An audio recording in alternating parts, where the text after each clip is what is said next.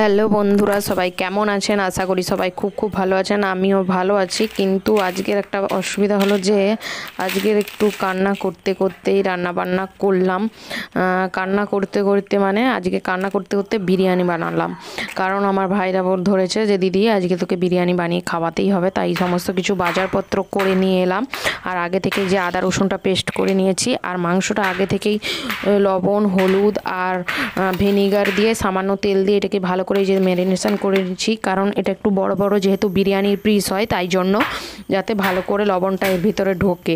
আর এখানে আলুগুলো কেটে আমি প্রথমে একটা কুকারে সিটি মেরে নিচ্ছি। আর এই দিকে দেখুন রাইসের জন্য ভাতটা বসিয়ে দিয়েছি।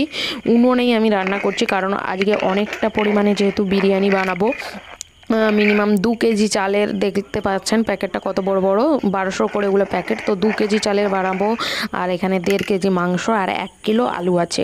আলুটা কুকারে সিটি মেরে নেবার কারণই হচ্ছে যে আলুটার মাঝখানে দেখি একটু একটু করে এখন কাঁচা রয়ে যায়, তাই জন্য আমি কুকারেই করে নিচ্ছি, নাহলে আমি উনানেই করি। আর উনুনটায় দেখুন কত পরিমাণে ধোঁয়া হচ্ছে, সেই জন্যই বললাম আজকের কাঁদতে কাঁদতে রান্না করতে হচ্ছে। তো ভাইরা যেহেতু আবদার করেছে সেই জন্য। আর এখানে দেখুন ভাতটা নামিয়ে নিয়েছি, 90% মতো ভাত হয়ে গেছে। আমি ওই জলেই লবণ আর কিছুটা সাদা তেল দিয়ে দিয়েছিলাম যাতে ভাতটা একটু ঝরঝরে হয়। 90% মতো ভাত করে নিয়েছি, আর ওটা আর একটু দমে দিলে 10% যে বাকি আছে ওটা হয়ে যাবে। আর এইদিকে দেখুন এই যে কড়াই বসিয়ে তেলটাও দিয়ে দিচ্ছি, গরমও হয়ে গেছে ভাতটা নামাতে নামাতে। তো চলুন আগে পেঁয়াজের বেরেস্তাগুলো বানিয়ে নিই। আর খুবই সাধারণভাবে মশলাটা কষাতে দেবো, যেহেতু বিরিয়ানির মাংস, তো অত মশলাপাতি আমি অত কিছু দেবো না। তো ভিডিওটি দেখতে থাকুন, আশা করি আপনাদের খুবই ভালো লাগবে। তো চলুন, আমার বেরেস্তাগুলো হয়ে যাচ্ছে। আর এই যে কাঠে রান্না করছি, তো তাই এত ধোঁয়া হচ্ছে, কারণ এখন তো জানেন বৃষ্টি চলছে। এখন সিজন মানেই বৃষ্টি, তো আমি একটা আঁচে রান্না করছি। আর এখানে দেখুন বেরেস্তাগুলো আমার ভাজা হয়ে গেছে। আর এদিকে দেখুন কড়াইটা খুবই গরম হয়ে গেছে, তো আমি উনুন থেকে এটা নিচে নামিয়ে নিয়ে প্রথমে আদা রসুনের পেস্টটা ভালো করে কষিয়ে নিচ্ছি। আর আমি এক হাতে ভিডিও করছি আর এক হাতে আমি ক্যামেরা ধরেছি, তো একটু কষ্ট হচ্ছে, তবুও আপনাদের সাথে শেয়ার করার জন্য আমি একটু ভিডিও করে নিলাম। আর এইদিকে দেখুন এই যে মাংসটা ম্যারিনেট করে রেখেছিলাম, মশলাটা কষানো হয়ে গেছে। তো এর মধ্যে আমি সমস্ত মাংসগুলো দিয়ে আরও ভালো করে কিছুক্ষণ আমি কষাবো। আর কিছুটা লঙ্কা গুঁড়ো দেবো, কারণ মাংসে আমি লঙ্কা গুঁড়ো দিয়ে রাখিনি। তো চলুন মশলাটা ভালো করে কষিয়ে এই যে মাংসটা কষাতে দিই। আর কষাতে কষাতে চলুন ওইদিকে আমি ভাতটা একটা বস্তা পেতে আমি ভাতটাকে মিলে দিয়েছি একটু হাওয়ায়, যাতে ভাতটা একটু খাঁচা খাঁচা হয়ে যায় সেই জন্য। আর এইদিকে মশলাটা কষানো হয়ে গেছে, মাংসটা ভালো করে কষিয়েও নিয়েছি। তো কষাতে কষাতে এইবারে ওপাশটাই হচ্ছে, তো আমি এপাশে ভাতের লেয়ার করব বলে একটা যেহেতু বড় হাঁড়ি নেব, অনেক পরিমাণ যেহেতু বিরিয়ানি হবে। আর এই যে দেখুন ভাতটা আমি মিলে দিয়েছিলাম, তো আমি আগে হাঁড়িটাতে ভালো করে ঘি বুলিয়ে নেব। আর এদিকে যে আলুটা সেদ্ধ করেছিলাম, এই দেখুন আলুটা একদম হয়ে গেছে। তো সেদ্ধ হয়ে যাওয়ার জন্য আমি মাংসের সাথে দিয়ে কষাইনি আলুটা। এই দেখুন এত বড় বড় কেটেছি, কিন্তু কুকারে যেহেতু সেদ্ধ হয়ে গেছে। তো হাঁড়িটায় আমি লেয়ার দেব। আর এইদিকে এসে দেখি এই যে মাংসটাও আমার খুব ভালো করে কষানো হয়ে গেছে, খুব সফট হয়ে গেছে।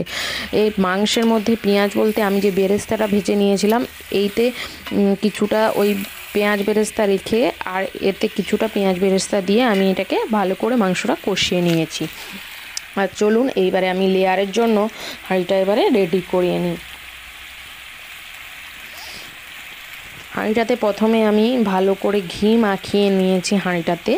আর এই যে মাংসটা দেখতে পাচ্ছেন, এতে আমি বেশি গ্রেভি রাখিনি, গ্রেভি মানে ঝোল যেটাকে বলে। তো আমি যেটুকু ঝোল ছিল ওটাতে নিচের দিকে দিয়ে দেবো, দিয়ে আমি এতে একে একে করে ভাত, একে একে করে মাংস, একে একে করে আলু, আর ওই যে তোমার বিরিয়ানির মশলা, সামান্য পরিমাণ লবণ, আর গোলাপ জল, কেওড়ার জল, আতর, যা যা লাগে।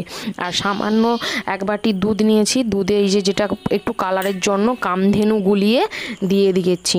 দিয়ে চলুন লেয়ারটা এবারে সম্পূর্ণভাবে করে নিই। আর ওপর থেকে বেশ কয়েকটা চেরা কাঁচা লঙ্কা দিয়েছি, যাতে কাঁচা লঙ্কাগুলো দমে ভেপে গেলে খুব খেতে অসাধারণ লাগে, সেই জন্য।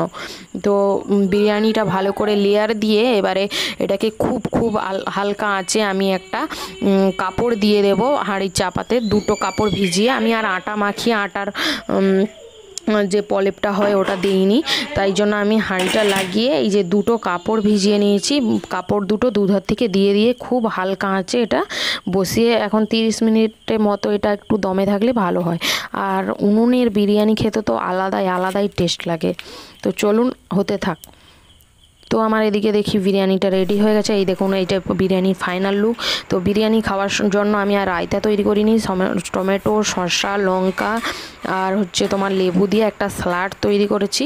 তো চলুন আজকের ভিডিওটি এই পর্যন্ত। যদি ভালো লেগে থাকে একটা লাইক, কমেন্ট, শেয়ার করে প্লিজ পাশে থাকবেন। চ্যানেলটি ফলো